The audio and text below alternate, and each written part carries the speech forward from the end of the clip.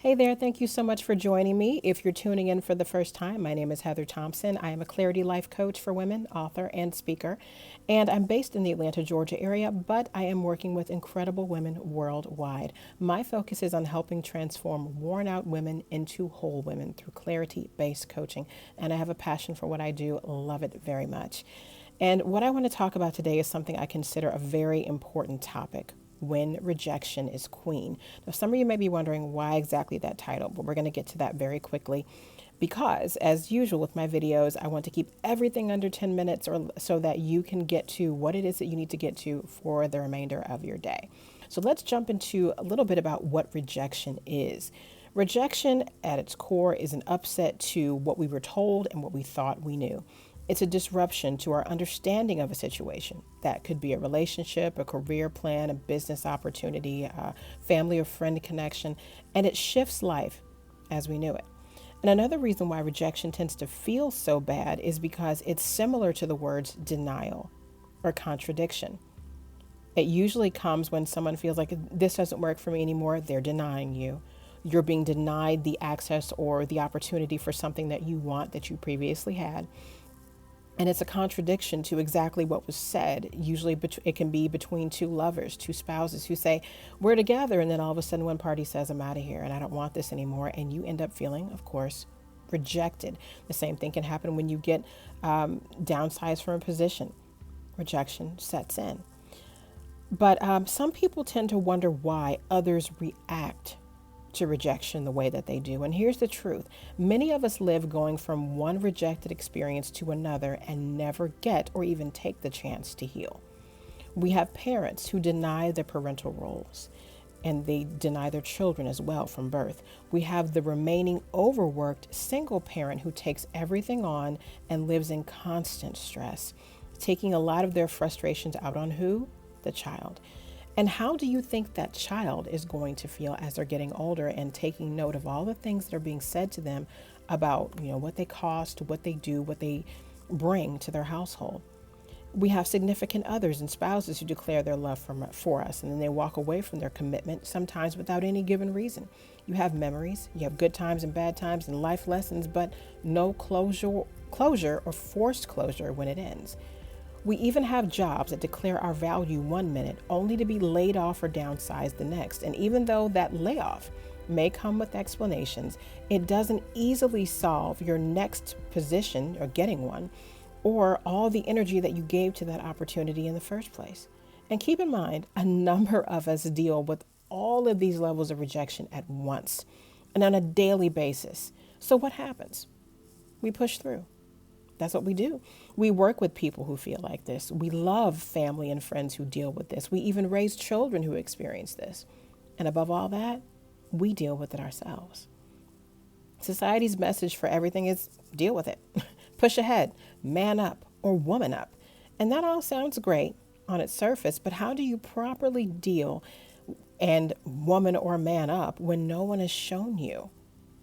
A lot of us call dysfunctionality toughness because acting hard is usually seen as the best way to deal with things.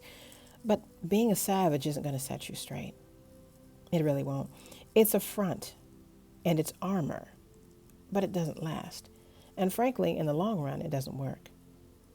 Now, I wanted to give a few facts to you, not just some opinions, not just some scenarios, but according to psychology today, here's what rejection can do to you in ways that you didn't expect. Number one, rejection actually hurts us. The same places in our brains that are activated when we get rejected are the same places that are activated when we go through physical pain. This is so strong, in fact, that researchers have learned that taking Tylenol can actually reduce the pain that you feel after a hurtful emotional experience. Can you believe that? We can also, number two, relive and experience social pain, such as being rejected or broken up with, more strongly than we do physical pain. I'll say that again. We can relive and experience social pain, such as being broken up with or being rejected from a group of friends. We can feel that more strongly than we can physical pain. We can relive it and experience it all over again, even more strongly than when that time that you broke your arm or maybe you fell down the stairs.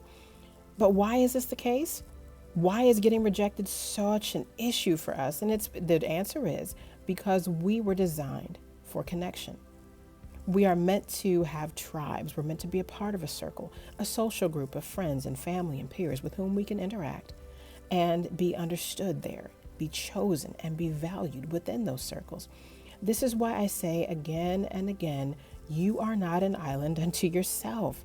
Please don't treat yourself like that. You're setting yourself up for a level of disaster that you don't get right now because it seems much cooler to just be quote unquote hard.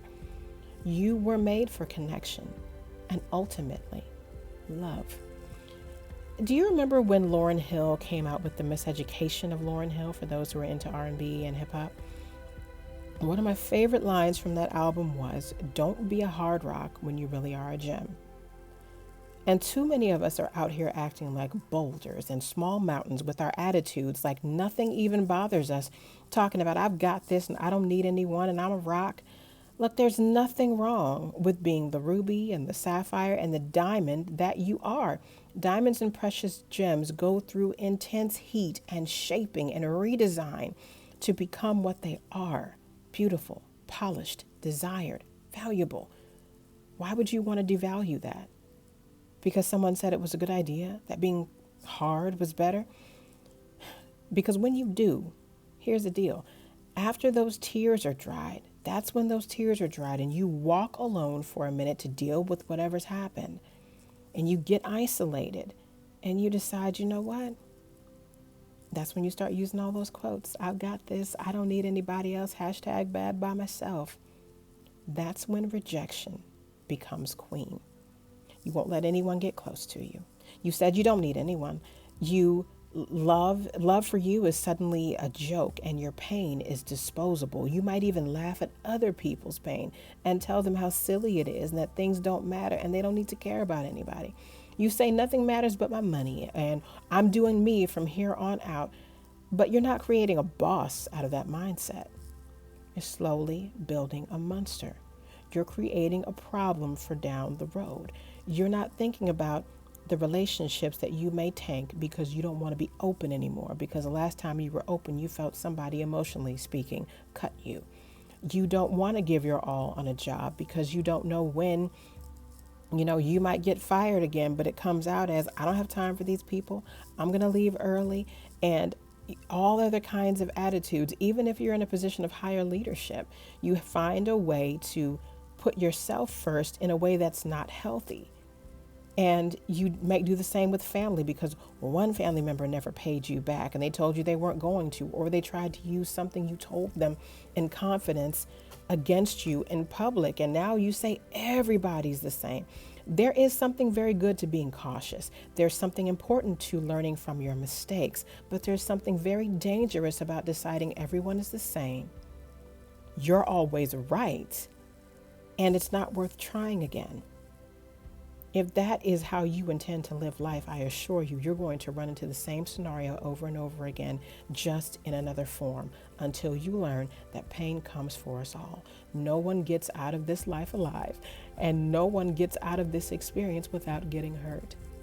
You are not too good to be wounded. You are a beautiful human being. You are valuable. You are invaluable, in fact. But guess what? You will face pain in this life. You will go through hurt, and it won't always be someone else's fault. But even when it is, guess what? If the hurt wasn't your fault, the healing is your responsibility. And when we intentionally go through life with a full armor on, we don't just block pain from coming to us again. We just lock it in with us. And we put everything on top of that pain and say, it doesn't matter, and I don't need to feel this. I don't need to feel what anybody else is feeling, but you always do. And no matter what year it is, it could be 2019 right now, but emotionally for you, it might be 1985, 1992, 2003, when you remember what happened to you last. That is why rejection cannot become queen. That's not the crown you want to put on your head.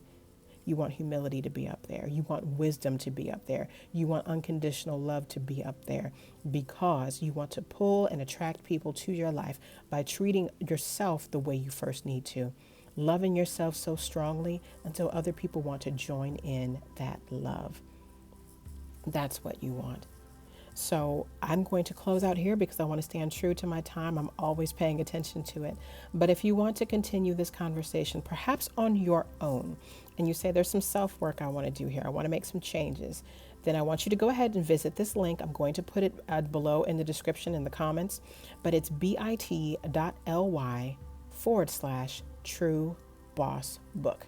This discussion, this topic, when rejection is queen, comes from the short chapter Robbed by Rejection from my ebook, or more so of an e-workbook for women called The True Boss. We're focusing on healing to reveal the true woman within, and I want to help you get to that process. So again, it'll be in the description box, but it is bit.ly/true